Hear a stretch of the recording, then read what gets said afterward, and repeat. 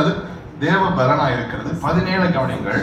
விசுவாசத்தினாலே நீதிமான் பிழைப்பான் என்று எழுதியிருக்கிறபடி விசுவாசத்தினால் உண்டாகும் தேவ நீதி விசுவாசத்திற்கென்று அந்த சுவிசேஷத்தினால்.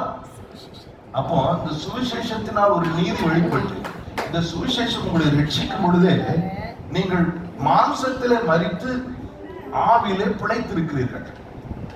இந்த ஆவிதான் விசுவாச ஆவி. Faith is not a thought. Faith is not an emotion. Faith is a spirit.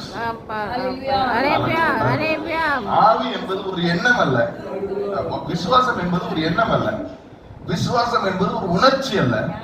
விசுவாசம் என்பது ஒரு ஆவி. அல்லேலூயா. விசுவாசம் என்பது ஒரு உணர்ச்சி அல்ல. அவங்களுக்கு விசுவாசத்துல இருக்காங்க. அந்த நம்ம பார்க்கிற பார்வை விசுவாசத்தின் உணர்ச்சி.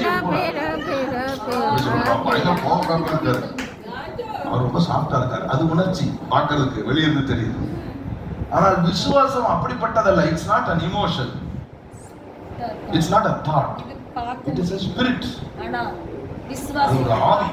2 கொரிந்தியர் 4:13 ஒரு பேருக்கு பவுல் எழுதும்போது அதை இப்படி எழுதுகிறார் பாருங்கள்.